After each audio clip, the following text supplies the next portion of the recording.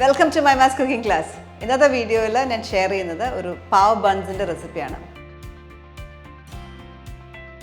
പാവ് ഭാജി നമ്മൾ വീട്ടിലുണ്ടാക്കുമ്പോൾ usually pav buns പുറത്ത് പോയി വാങ്ങിക്കുക. അപ്പോൾ ഇന്ന് നമുക്ക് പാവ് ബൺസ് ഉണ്ടാക്കാനായിട്ടുള്ള റെസിപ്പി കാണാം. അപ്പോൾ അതിനായിട്ട് ആദ്യം ഒരു ബൗൾ എടുക്കാം. വളരെ എളുപ്പത്തിൽ ഉണ്ടാക്കാവുന്നതാണ് ഈ പാവ് ബൺസ്. അതിന് വേണ്ടിയിട്ട് 1 കപ്പ് മൈദ, 120 ഗ്രാം മൈദ, 2 table spoon milk powder, 3 teaspoon sugar,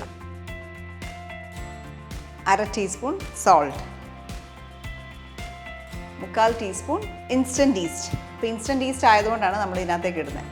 active dry east ഒക്കെ ആണെങ്കിൽ നമ്മൾ സെപ്പറേറ്റ് ആയിട്ട് വെള്ളം ഒഴിച്ച് പൊങ്ങാനായിട്ട് വെക്കണം. ഇപ്പോൾ ഇൻസ്റ്റൻറ്റ് ഈസ്റ്റ് ആയതുകൊണ്ട് ഈ സെയിം മാവിലേക്ക് തന്നെ ഇടാം. ഇനി ഇതിലേക്ക് ഒരു 1/4 കപ്പ് വെള്ളം, 1/4 കപ്പ് പ്ലസ് 2 ടേബിൾ സ്പൂൺ ഒക്കെ വേണ്ടി വരും. അപ്പോൾ ആദ്യം നമുക്ക് ഇച്ചിരി 1/4 കപ്പ് വെള്ളം ചേർക്കാം. അപ്പോൾ ഇത് വെള്ളം ഒഴിച്ച് കുഴയ്ക്കുന്നതിന് മുമ്പായിട്ട് ആദ്യം കൈ വെച്ച് നന്നായിട്ടൊന്ന് മിക്സ് ചെയ്യുക, എല്ലാം കൂടെ ഒന്ന് കമ്പൈൻ ചെയ്യുക. 1/4 കപ്പ് ചെറിയ ലൂക്ക് വാം വാട്ടറാണ്, ചെറിയ ചൂട് വേണം.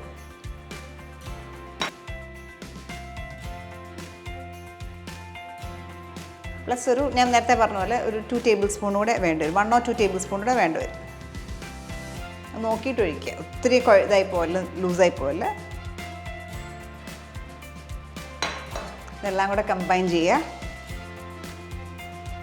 കിട്ടിയ ഒരു 9 പാവ് ബൺസ് കിട്ടുന്ന കണക്കിൽ നമ്മൾ ഉണ്ടാക്കുന്നത്.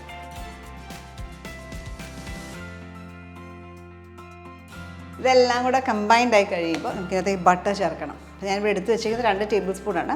അതിൻ്റെ പകുതി ഒരു 1 ടേബിൾ സ്പൂൺ തൊട്ട് ഒരു 1.5 ടേബിൾ സ്പൂൺ വരെ നമുക്കിനകത്ത് ചേർക്കാം. ബാക്കി നമുക്ക് ലാസ്റ്റ് ആവശ്യം വരും.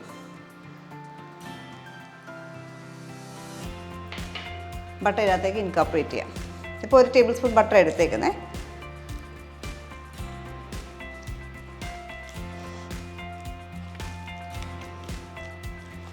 ബട്ടർ ചേർക്കുമ്പോൾ നമുക്ക് അതിൻ്റെ ടെക്സ്ചർ ശരിയല്ല എന്നൊക്കെ തോന്നാം.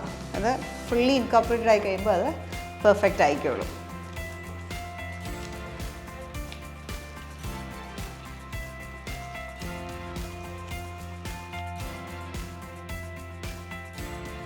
കുറച്ചുകൂടെ എടുക്കുക. കുറച്ചൊരു 1/4 ടേബിൾ സ്പൂൺ ബാക്കി വെച്ചിട്ടുണ്ട്.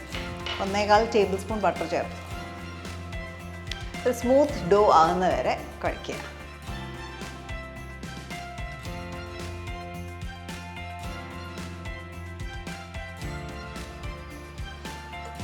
അത് നോക്കിയാൽ നല്ലൊരു സ്മൂത്ത് ഡോ ആയി.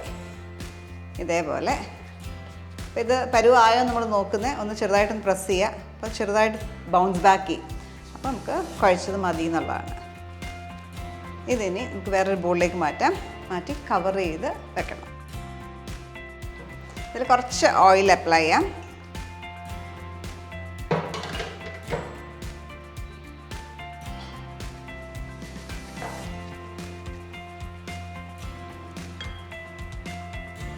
നമ്മൾ ഈ ബോളിലേക്ക് ഡോ ട്രാൻസ്ഫർ ചെയ്തു. ലൈറ്റായിട്ട് സൺഫ്ലവർ ഓയിലോ ഒലിവ് ഓയിലോ എന്ത് ഓയിൽ വേണമെങ്കിലും തേക്കാം, അല്ലെങ്കിൽ ബട്ടർ വേണമെങ്കിലും അപ്ലൈ ചെയ്യാം. ഇനിയും ഇതൊരു നനഞ്ഞ തുണി വെച്ച് കവർ ചെയ്ത് 1 മണിക്കൂർ വെക്കുക. അപ്പം നല്ല മഴയൊക്കെയുള്ള സമയമാണെങ്കിൽ 1.5 മണിക്കൂറൊക്കെ വരെ റെസ്റ്റ് ചെയ്യണം. അപ്പം അതിൻ്റെ പരുവം നമ്മൾ നോക്കുന്നത് ഡബിൾ സൈസ് ആവണം. ഈ ക്വാണ്ടിറ്റി നന്നായിട്ട് പൊങ്ങി വലുതാവണം, ഡബിൾ സൈസ് ആവണം. അതുവരെ റെസ്റ്റ് ചെയ്യണം.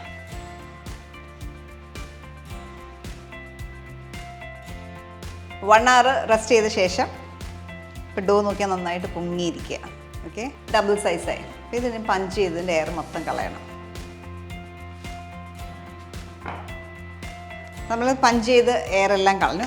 ഞാനൊരു ഫ്ലാറ്റ് സർഫസിലേക്ക് ഇതിട്ടൊന്ന് ഡിവൈഡ് ചെയ്തെടുക്കാം. അപ്പോൾ എത്ര ബൺസാണ് നമ്മൾ ഉണ്ടാക്കുന്നത് അതിനനുസരിച്ച് ഒന്ന് ഡിവൈഡ് ചെയ്തെടുക്കാം.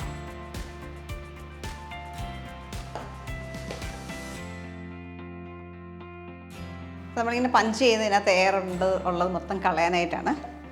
എയർ മൊത്തം കളഞ്ഞ് സ്മൂത്ത് ഡോ ആക്കി എടുക്കുക. ആവശ്യമുണ്ടെങ്കിൽ ഫ്ലവർ ഇട്ട് കൊടുക്കാം.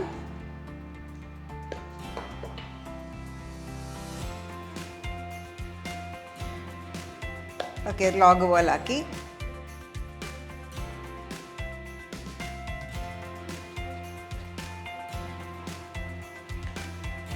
ഇതിനെ ഒരു 9 പീസസ് ആയിട്ട് ഡിവൈഡ് ചെയ്യാം. ഇനി ഓരോന്നും ചെറിയ ബൺ പോലെ ഷേപ്പ് ചെയ്തെടുക്കും.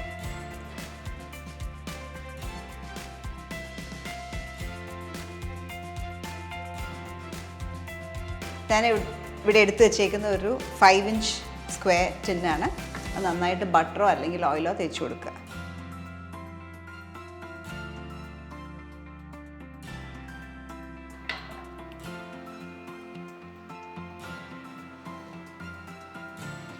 ഓരോന്ന് ഷേപ്പ് ചെയ്യുക. ഔട്ടർ സർഫസ് എപ്പോഴും സ്മൂത്ത് ആയിരിക്കും. എന്നിട്ട് ട്രെയിലേക്ക് വെക്കുക. പിന്നെ ഓരോന്നും എടുത്ത് ഇതേപോലെ പഞ്ച് ചെയ്ത് എയർ കളഞ്ഞ് ഇതുപോലെ ഷേപ്പ് ചെയ്ത് ട്രെയിലേക്ക് വെക്കുക. ഇച്ചിരി അടുത്തടുത്താണ് വെക്കുന്നത്. ഒത്തിരി ക്വാണ്ടിറ്റി ഒക്കെയാണ് ചെയ്യുന്നതെങ്കിൽ എപ്പോഴും ബാക്കിയുള്ളത് വെറ്റ് ക്ലോത്ത് വെച്ച് കവർ ചെയ്ത് തന്നെ ഇടുക.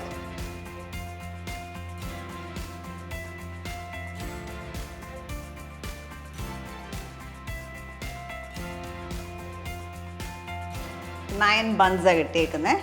9 ചെറിയ ബൺസ്. ഈ ഒരു ചെറിയൊരു ഗ്യാപ്പ് നമ്മൾ വെച്ചിട്ടുള്ളൂ. അപ്പോൾ ഇത് റൈസ് ചെയ്യുമ്പോഴത്തേക്ക് ഇതെല്ലാം കൂടെ ഒരുമിച്ചാവും. ആ രീതിയിൽ നമുക്ക് വേണ്ടേ. ഇതൊരു വെറ്റ് ക്ലോത്ത് വെച്ച് കവർ ചെയ്ത് വീണ്ടും ഒരു അരമണിക്കൂറോടെ ഇത് പൊങ്ങാനായിട്ട് വെക്കാം. പാവ് ബൺസ് നമ്മൾ റെസ്റ്റ് ചെയ്യാനായിട്ട് 30 മിനിറ്റ്സ് വെച്ചു.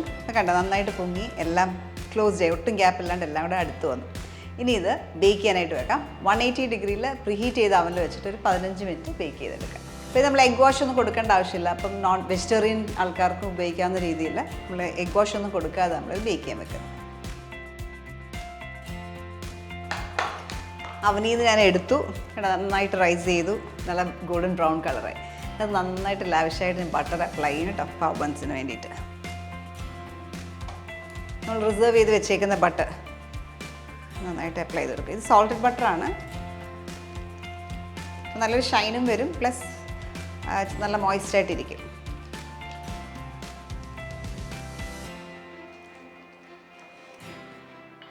ഇനി ചൂടാറട്ടെ. ചൂടാറുന്ന വരെ നമുക്കൊന്ന് വെയിറ്റ് ചെയ്യാം. ചൂടാറിയ ശേഷം പ്ലേറ്റിലേക്ക് മാറ്റാം.